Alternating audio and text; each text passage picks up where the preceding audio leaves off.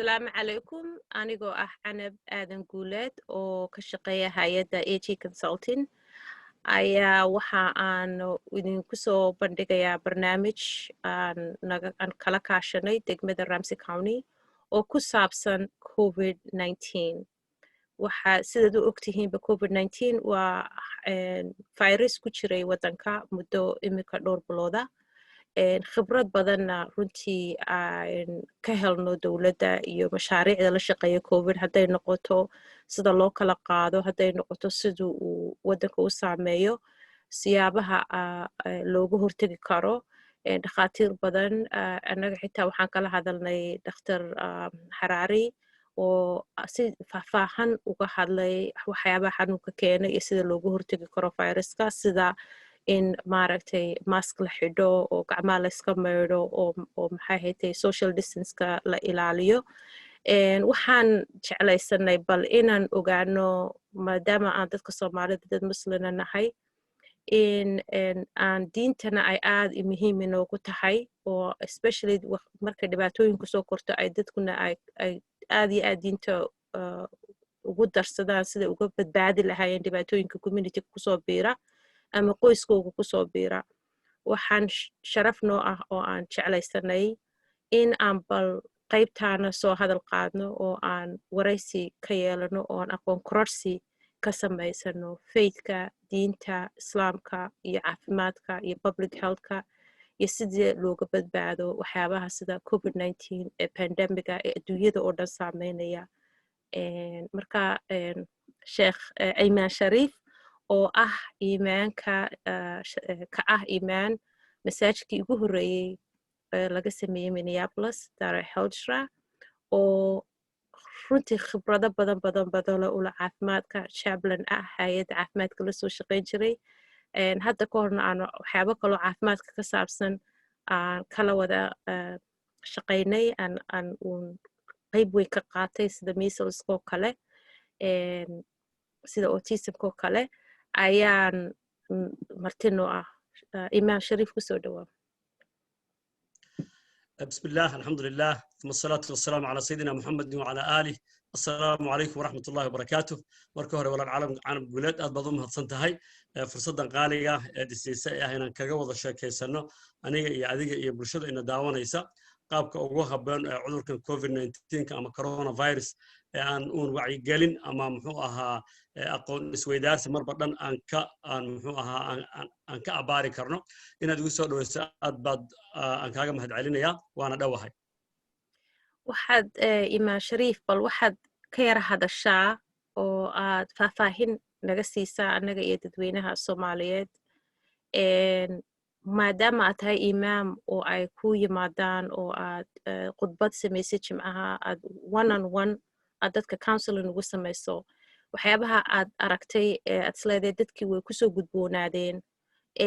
saameyn dheeraada keenaya COVID-19 hadday noqoto warwar ama mushkilado kale oo shaqo la'aan maxay yihiin siyaabaha iyo aad aragtay waxyaabaha aad aragtay sidii uu COVID-19 intii u dhacay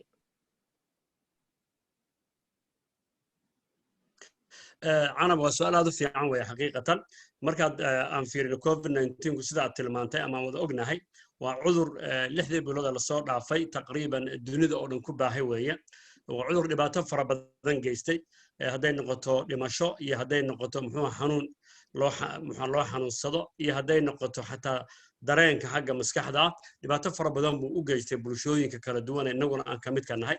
dhaqaalihiibu sidoo kale dhibaato fara badan u geystay markaan hadda fiiriyo su'aasha si kooban dadka aan la kulmo iyo dadka aniga aanan xataa face to face ama weji ula kulmin laakiin aan telefoon aan kula hadlo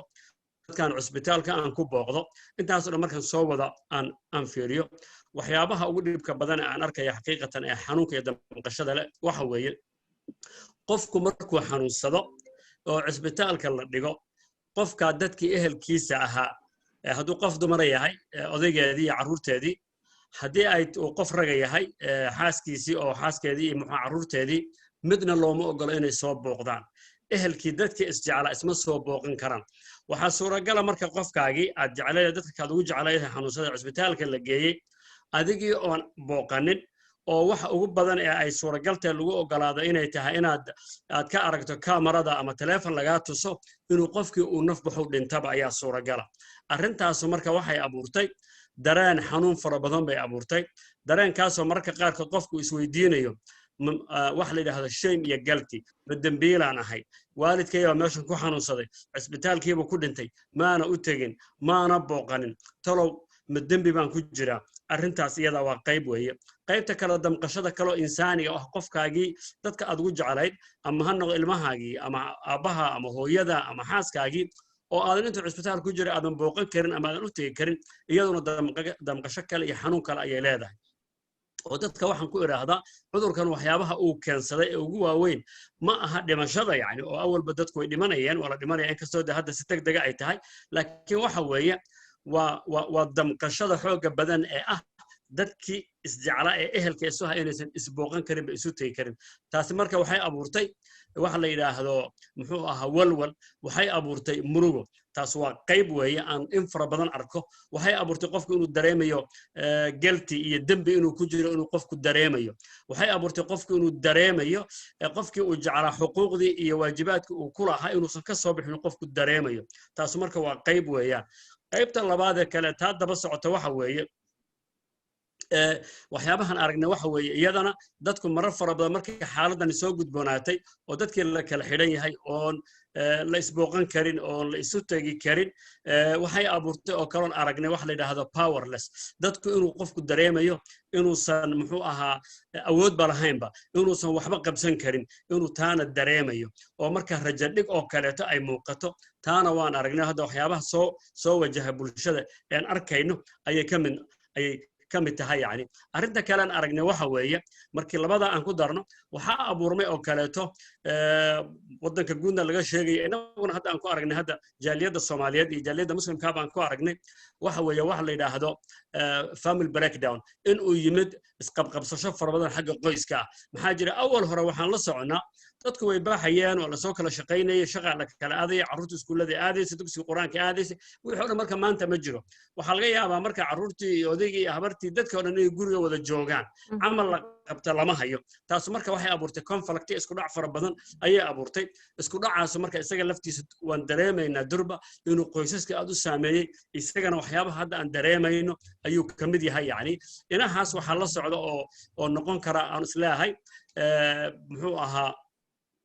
cudurkan guud la yiraahdo maskaxda walwal fara badan hurda la'aan fara badan naxadin fara badan waxyaabahaas oo fara badan baan hadda waxyaabaha aan dareemayno marka laga reebo dadyow fara badan oo inagii dadkeennii ahoo u dhintay kuwa uu ku dhacay marka laga reebo waxyaabaha aan dareemaynaa islaanahay weliba waa loan effect muddo ayuu dadka la socon doonaa haddaysan dad ku helin muxuu ahaa talo dhab ah haddayna helin qof dad culture-koodii iyo diintoodiina yaqaana xagga la talinta iyo therapy-gana wax ka yaqaana oo markaas isugu dara labadii haddaysan dadku helin in ay muxuu ahaa muddo uu dhaawacani uu saameeyo ayaan isleenahay marka waxyaabaha hadda noo muuqda waxyaabahaas ugu xoog badan yani marka marmarka qaarkood waxaa dhacday in ay county-ga sida Ramsey County ama Hennepin County ay sameeyeen meelo ay qoysasku caawimaad degdega ka heli karaan haddii ay karada u baahan yihiin in laga caawiyo haddii ay u baahan yihiin guryaha in laga caawiyo haddii u baahan yihiin in laga caawiyo maxay hatay food rent iyo waxyaabaha kale emergency-ga kusoo beegma guryaha businessyada qaarkood qaar baa application baa jira inkastoona business kastaaba helin fursad uu ku helo marka laakiinse waxaad moodaa xagga markay noqoto counseling-ka iyo xagga inay hospitaalada ay haysanin ayna diyaar u ahayn ama aanay prepared u ahayn connectionka ka dhexeeya faithka iyo public healthka iyo sida ay isugu xidhan yihiin maadaama aan caafimaad uu dhacdo emergency protocolkii la sameeyey waxa aanu u saamaxaynin waxyaabo kale oo aan badana aanay dadku aad uga fikirnoon easy ahayn sida food extra food baad naga dalban kartaa ama extra rentkan ka caawinaynaa at the same time ma garanaysaa dhibaatooyin badan baa ka imaan kara xagga caafimaadka oo qofkii isku buuqay qofkii oon haysan carruurtii meel u geeyo gurigii homeschoolaa love one-kaaga iyo dhakhtarka kaaga jira marka masaajidada ama shaqooyinkaad qabataan imaamada sidee bay shaqadiina isku bedeshay idinka laftigiina demandkii iyo how are you working with maaragtay sidaa ula shaqaynaysaan dowladdii ama public healthkii ama tacabkan iyo communityga kusoo beegmay waa su'aal aad u fiican weeye xaqiiqatan arrinta aad sheegayso waa dhab weeye waxaad la socotaa oo adiga laftaada waxaan ogahay inaad qayb badan kaga jirto muxuu ahaa caafimaadka guud ama waxa la yidhaahdo public healthga waxaan ognahay cudurkanu markii uu yimid inaan loo diyaarsanayn ayaan ognahay waxaa kaloo aan ognahay gobolladu haba kala duwanaadeen laakiin guud ahaan dowladda maraykanku marka qaarkood administrationka maamulka hadda jira inuu maro fara badan uusan sidii la rabay ula saan qaadin oo dadku ay helayaan mixed messages fariimo iska hor imanaya muxuu laga yaabo wasaaradihii caafimaadka iyo dadka ku takhasusay saynisku inay si u hadlayaan siyaasiyiinta iyo politiciankuna inay si kale u hadlayaan marka arrintaa lafteeda inay dadka ku riday confusion warar waa suuragal weeye sidaa markaan u fiirino qaybtaas waa sax diyaar garow la'aantaas waxay keentay cisbitaalada iyo iyaga oo la dadaalayo haddana wixii in uu ay wax la yidhahdo overwhelm inuu ka tanbadatay waxyaabihii oo dadkii awalba dee cisbitaalada jiranaa jiray ee jirada ama ha noqoto kansarkii ama dhiikarkii ama accidentigii jiradii awalba haysay ee loo iman jiray iyo tii covid-19 ayaa cisbitaaladii waxay noqdeen wax la yidhaahdo inay buux dhaafaan dadka laftooda cisbitaalada ka shaqaynayay inay ay dareemaan wax la yidhaahdo mar walba daal iyo inay dareemaan iyaga laftoodu isku buuq iyo inay dareemaan in awooddoodii wax ka badan la duldhigay taas marka waxay keentay oo ay keentay inaan ayna sahlanaanin qaabkii ugu habboonaayo wax la yidhaahdo well-being qofka bini aadamka inuusan ahayn oo keliya physical qofku jirkiisii in la daaweeyo dareenkiisii iyo maskaxdiisii iyo qalbigiisii in la daaweeyo qof ma ahe qoys buu ku xidhan yahay qoyskii arrintaasoo dhan marka mayna sahlanaani yani marka taas waxay keentay xaqiiqatan culays waxaad la socotaa in hadda durba wax badan laga baranayo oo hadda la leeyahay marar fara badan waa in dadkii la siiyo counseling iyo la talin waa in dadkii muxuu ahaa meelo ama telefono ay wacdaan waa in loo abuuro taasu marka wax soo baxda weeye markaad fiiriso masaajidda iyo faithka bilowgiiba xaqiiqatan arrintan waxaan ka qaadanay qayb aasaasi oo muhiima hadday noqoto messaging iyo fariintii dadka la gaadhsiinayo oo ahayd dadku inay raacaan talada caafimaadka fasalu ahla dikri in kuntum laa taclamuun dadka wax garanaya aqoonta taladooda in la qaato in muxuu ahaa waxan waa cudur weeye cudurka marka waxaa yaqaana dhakhaatiirta iyo dadka sayniska ayaa yaqaana marka iyaga taladooda in la qaato taasu qayb bay ahayd qaybta kale fariintii ahayd in gacmaha la dhaqdo in muxuu ahaa sanka iyo afka la daboosho in la kala fogaado iyadana talooyinka qayb fara badan baan qaadanay yani waxaa intaa la socdaan anugu in fara badan sameeyey xaqiiqatan oon taqriiban lagjaro fara badan ka sameeyey waxa la yidhaahdo 101 oo phone call fara badanna aan sameeyey inaan dadka la talino oon dadka waxa la yidhahdo spiritual iyo emotional support qofku wuxuu dareemayaa marxaladan cidlanimo wuxuu dareemayaa kelinimo wuxuu dareemayaa awooddiisa wax ka baxsan ayuu dareemayaa waxyaabahan xusuusta waxaa ka mid a maalin baa waxaa la isiiyey qof muxuu ahaa taleefon baa la isiiyey markaas waxaa la yidhi adaa imaam ah chaplain oo cisbitaalada ka shaqeeya counseling iyo therapy diinta isku xidhi kara marka bal qofkan waxaan rabnaa inaad la hadashid qofkii marka waan la hadlay qofkii marka wuxuu noqday hooyo Soomaaliyeed oo aabaheed iyo walaalkeed iyo iyada hooyadeed ay cisbitaal ku jiraan waxaad dareentaa marka qof aabaheed uu cisbitaal ku jiro hooyadeed ay cisbitaal ku jirto walaalkeed uu cisbitaal ku jiro dadka laba ka mid ah taqriiban waxaan u malaynayaa inay markaa aan la hadlay ay ICU-ga ama meesha la yidhaahdo intensive care-ka ama gurmadka degdega ah ee khatarta ay ku jiraan qofkaas marka inta in leeg buu wuxuu dareemayaa marka culays inta in leeg buu wuxuu dareemayaa muxuu ahaa walwal iyo pressure dheeraad inta in leeg buu dareemayaa xanuun marka waa one of the cases yani waxyaabaha isoo maray aan arkay yani qofka markaan muddo la hadlay dhowr jeer oo kalena waan la hadlay xaqiiqatan waxaa ka mid ah waxyaabaha uu yiri maanta waxaan dareemayaa wax fara badan inay iga dhaceen yani inaad iga riday inaad i dhegaysatay inaad muxuu ahaa qof culturekeygii iyo diinkeygii yaqaana qof muxuu ahaa haddana la talin inaan damqashadeeda kuu sheegto inaan aniga lafteeda xanuunkayga kuu sheegto inaan anigu sida aan u dhibanahay aan kuu sheegto oo la iga dhagaysto haddana tala la isiiyo la ila damqanaya la ii tilmaamo yani xaqiiqatan wax badan baad iga riday maanta marka waxaan ka soo wadaa arrimahaas oo fara badan ayaan xaqiiqatan yaa noogu darmaday shaqadii hore oo ahayd in muxuu ahaa lala taliyo cisbitaallada laftooda markay overwhelming noqdeen waxay u baahdeen dad diintii iyo culture-kii yaqaana health care-ka ama caafimaadku u shaqeeyana yaqaana maxaa jira mararka qaarkood waxaad la socotaa waddankanaan joogno diinta keliya inaad taqaanaa enough ma noqonayso markaad rabto inaad caafimaadka ka tala bixiso marka inaad diintiina taqaano caafimaadkiina wax ka taqaano marka cisbitaalladii laftoodiiba waxay u baahdeen dad fara badan oo labadaaba isla yaqaana ayay u baahdeen si loola taliyo dadkii oo qofku waxaa laga yaabaa inay gaadho sidaad la socoto qofkii 30 maalmood ama 15 maalmood ama 20 maalmood buu wuxuu ku jiray mishiinka ama muxuu ahaa qofka la yiraahdo life support ee qofka taageeraya waxa soo gaari karta dhaqaatiirtu inay gaadhaan qofkan aan ka bixin mishiinka maxaa jira sabab uu sii jira malaha wax kale loo qaban kara ma jiro u ogolaada naturally si caadi inuu qofku u dhinto hadda oo aan ka dayno ciqaabkan iyo torture-ka dadkeenu inay diidaan baa suuragala arrintaa marka waxay u baahatay lafteeda in laga tala bixiyo oo dad caafimaadka su u shaqeeya yaqaana diintiina yaqaana ay ka tala bixiyaan taa lafteeda culeysyada faraha badan ee marka qaarkood the middle of the night lagu soo wacayo ayay xaqiiqatan ayay noqonaysaa yani marka waxyaabaha kale nagu soo kordhay ayay ka mid tahay waxyaabaha kale soo kordhay oo iyadana ala socoto waxa weeye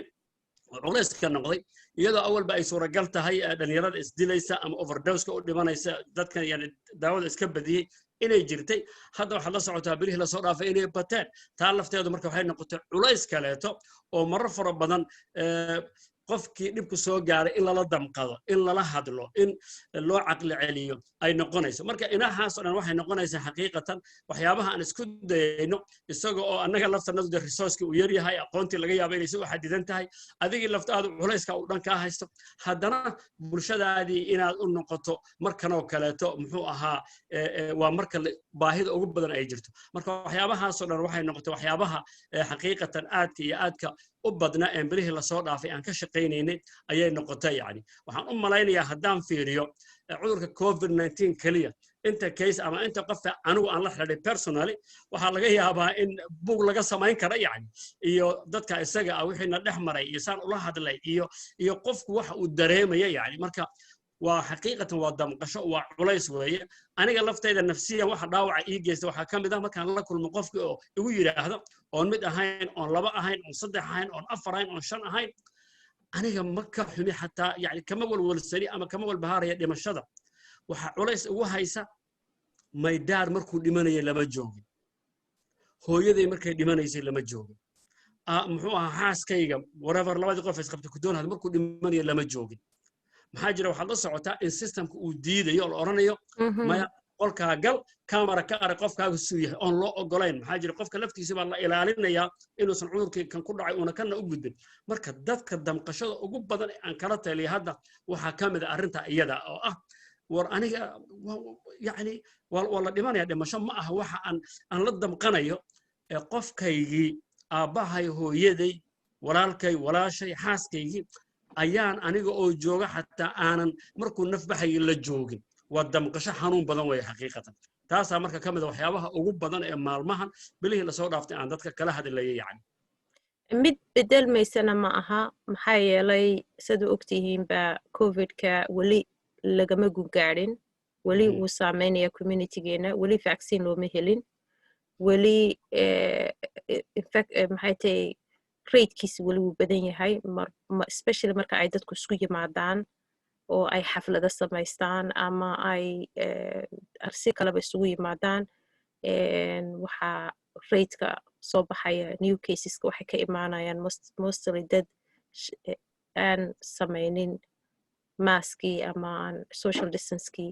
kasoo bixin oo isugu yimi meel ama picnic isugu yimi ama xaflad isugu yimi inkastaan u malaynaya messageka soomaalideena dadkeena ay aad u dadaaleen runtii meel kasta arkaba mask bay xidhan way dadaalayaan haddana inkastoo dhibaatooyin jirto life goes on dadki waxaa laga yaabaa inay weli is aroostaan weli xaflad samaystaan xitaa funeralkii baa la imaanaya xafladii baa la imaanaya graduation baa jira iskuuladii baa lagu noqonayaa maxaad kula talin lahayd dadweynaheena bulshada Soomaaliyeed in ay ka badbaadaan COVID-19? waa su'aal aad u fiican weeye canabi wallahi waxaan waa run dadku way dadaaleen waana la dadaalaya marka runta la sheego inkastoo aan islahaa gaar ahaan dhowrka bilood la soo dhaafay fariinta la bixinayay ay dad faradan iska kaashadeen ama ha noqoto muxuu ahaa wasaaradda caafimaadka gobolka ama wasaaradda caafimaadka magaalooyinka masaajida iyo faith leaderska organizationada communityga oo adeega sida adigoo kale fariimo fara badan baa la gudbinaya oo ku saabsan fariinta caafimaadka in welina la sii wadana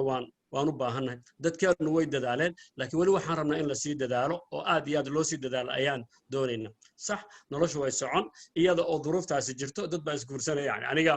dhowrkaa bilood hadda aan sheegay inuu covid-19 ku socday waxaan malaya dhowr nikaax baan sameeyey yani inkasta aniga aan u sameeyey qaabkii loogu talagalo oo dadku intay isoo wacaan tusaale ahaan yani dadka isoo wacay wili nikaax baan aan rabnaa inaad noo samayso waxaan ku idhi waxaan doonayaa marka shuruudii wasaaradda caafimaadka u dejisay guidelineska inaad aad yeeshaan shuruuddaas marka waa maxay marba in bay ahayd laakiin markay joogtay 8 qof markay joogtay 6 qof markay joogtay 10 qof hadday joogtay xataa dhowr iyo 10 qof mar aan ogolaada dhowr iyo 10 qof ka badan inay isu timaado ma jirin yani intaa kaliya kuma ekaanina marba waxaan dhahay waa inaad face mask aad soo xidhataan waxaa kaloo aan ku khasbayo weliba si aan u ilaaliyo anigu u noqdo qofka muxuu ahaa inay ay yimaadaan masaajidku qayb baan leenahay qol weyn oo maaragtay waxaan ku oranayay 5 qof idinku ama 6 qof idinku imaada masaajidka haddana xataa face mask haysanin waan idin siinaynaa muxuu ahaa bahasha oo gacanta la marsado oo jeermiska disha ayaan idin siinaynaa si aan u ilaalinay yani marka dadka in fara badan baa talada qaadatay timid nikaaxi loo sameeyey si caafimaad qabtana loogu sameeyey oo muxuu ahaa ilaalinaysa nidaamka dadka qaar baa markay yiraahdeen noo samee waxaan ku dhahay conditionkaasaan idinku samaynaya ama shuruuddaas waxay yiraahdeen maya annaga waxaan rabnaa mar raba meesha magaceeda inaan sheego meel hebla ayaa aroos yaa lagu samaynaya meesha inaad noogu timaado marka waxaan ku yidhi aniga ma samaynaya raalli ahaada yani marka waxaan doonaynaa oo ka wada dadka noloshu way socon laakiin inaan isku dayno noloshu inay waafaqsanaato oo la waafajiyo qaabka mar baa loo yaalay iyo qaabka lagama maarmaanka ee caafimaadka lagu ilaalinayo taas waa qayb weeye qaybta labaad ee muhiimka ee tilmaantay waxa weeye especially hadda iskuuladii baa lagu noqonaya waxaad la socotaa canabay gobollada qaarkooda taqriiban 2 week ka hor iskuulada ama 3 week ka hor iskuulada lagu noqday iskuuladii lagu noqday kaysasku inay aad kor ugu kaceen yani marka inagu gobolkeena iskuulada sida rasmiga ah waxaa lagu noqon doonaa taqriiban qaybo lagu noqday qaybana muxuu ahaa week soo socda sidaa darteed marka waxaan rabnaa dadku inay taxadar fara badan ay muujiyaan inaysan isdhiganin cudurkii weli aad buu u jira weli wuu faafayaa wax isdhimid ahoo oo yaraan ahoo la og yahay ma jirto wax tallaaloo hadda la helay ma jiro sidaa darteed marka in la dadaalo oo dadkeennu ay ku dadaalaan taladii hore loo sameynay oo ahad number 1 markuu qofku markuu gurigiisa ka baxayo inuu face mask xidho ama uu sankiyo wejiga daboosho qofku inuu sameeyo taa markuu qofku sameeyo waxaan rabnaa inuu ogaado isaguna wuu is ilaalinayaa dad kalena wuu ilaalinayaa bimacnaa anna waadi ilaalin anna waan ku ilaalinayaa ma kala maarano isku doon baan saarannahay marka isku doon saarannahay inaan is ilaalinno weeyaan is ilaalinkaas waa waajib diina dadku inay ogaadaan dadka kale inay ilaaliyaan oo aysan wax dhibaato u geysanin waa waajib nabigu wuxuu leeyahay laa darara walaa diraar qofka muslimka waxaa laga rabaa inuusan isagu dhib gudbinin ama dhib sababin dhibka soo gaarayana iska ilaaliyo ayaa la doonaya marka taas face mask waa sidaas weeyaan waxaan rabnaa noloshu way socon waa sax laakiin meelaha la isugu imanayo intii loogu talagalay inaan laga badanin intaa loogu talagalay marka ay isu imanaysana inay intaas face mask qabtay wejiga sanku u daboolan yahay afka sanku u daboolan yahay haddana la kala fogaado oo muxuu ahaa social distance ama muxuu 6 talaabo meelaha in la kala fogaado iyadana in la sameeyo taana waa qayb ka mid ah oo aan doonayna insha Allah taala nadaafada ay diintu in faraysay in lagu dadaalo oo mar walba gacmihii in la dhaqo eeriyooyinka ay u badan tahay gacanta inay taabato iyo miisaska iyo in la nadiifiyo oo nadaafada aan ku dadaalo iyaduna waa qayb asaasi ah weeyaan waxaan rabnaa si wada jira inaan uga qayb qaadano xakamaynta cudurka iyo ka hortagga cudurka ayaan doonayna إن شاء الله تعالى وحكروا يجنا ربنا وربنا قدرك إن وفائدة مرة دان كان كجرا بلشدينه عذرك عيب معها حمان معها عذرك إن الله قرصني يعني وقفك هدو وكل ama uu dareemo symptomski iyo calaamadii intaa laga hadlayay inuu la xidhiidho caafimaadka dhakhtarkiisa wasaaradda caafimaadka hay-adaha u xilsaaran inuu qofku la xidhiidho kadibna taladii la siinaya ee ahayd inuu iskarantiilo inuu sameeyo intuu samayn karo sidaasaan doonaynaa marka waxaan rabnaa waxani taqriiban hadda dhowr bilood buu inala socday sida hadda muuqata dhowr biloodoo dambana wuu socon doonaa oo hadda ma muuqato durba in ay la xakamaynayo marka inaan sidii aan ula falgeli lahayn aan ula sanqaadi lahayn inaan ka shaqayno intii aan is ilaalin karra aan is ilaalino intii aan dadka ilaalin karra aan ilaalino ayaan doonaynaa oo si guud aan uga wada qayb qaadano insha allahu tacaala haddii ilaaha yidhaahdo waad mahadsan tahay imaan shariif inaad si fiican oo wacyigelina oo waana ah oo cilmiyeysan aad ugu soo gudbisay bulshada Soomaaliyeed meel kastay joogaanba sidii aan uga badbaadi lahayn uga qayb qaadan lahayn ka hortaga COVID-19 iyo siyaabaha caafimaadka uu inoo saameeyo siduu nolosha guud u saameeyo dadka kale siduu u saameeyo unbu inagana inoo saameynaya laakiinse maadaama aan nahay dad muslina waan ogahay inaan marmarka qaarkood especially marka qofkaad xanuunsanaysay dhakhtarka lagaa dhigo anaga laftigayga arrintaas gurigayga way kusoo beegantay weliba marka qof waalida oon luqadda garanaynin lagaa kaxeeyo dhakhtarka la geeyo sina aad doonayseen qofkii xanuunsanayay lagaa kaxeeyo xitaa haddaanay COVID-19 ahayn oo xanuun kale kusoo beegmo waxaad doonaysaa inuu dhakhtarkii xanuunkii ogaado hayay at the same time waxaad doonaysaa inaad waalidkaa la socotid uu turjubaantid warwarka ka biisid hadday disability qabaan warwarka ka biisid aad daryeeshid ma doonaysid markay dadka ku baahan yihiin qoyskaagu ku baahan yihiin inaanad gacanta haynin ta dhimashada ee COVID-kana kaba sii naxdin badan kasii warwar badan kasii murugo badan marka waxaan aad ugu faraxsanahay in aan haysano aan dad muslina nahay dad iimaan lanahay aan haysano iimaano sida imaan shariif oo caafimaadkii fahansan oo dadkii iyagoon dareemaynin shame iyagoon baqaynin ay haystaan caafimaadka iyo diinta iyo warwarka iyo badbaadiska wuxuu dhanba inaynu maaragtay haysano dad Soomaaliyeed oo fahansan oo warkii soo gudbinaya oo dadkii caawinaya dadkii ilaahay COVID ku dhacay inuu ilaahay ka badbaadiyo ugu dacaynaynaa dadkii dhintayna inuu ilaahay samar ka siiyo dadkooga dadkii weli aanu ku dhicinna ay daryeelka ilaahay wixii qoray ilaah baa qoray laakiin dadaala baa la yidhi ayagana ay saa u dadaalaan marka saasaan iyagana u rajaynaynaa sidaa iyo maalin wanaagsan aad baad mahadsantahay jazaak allah khair aad baad mahadsantahay thank you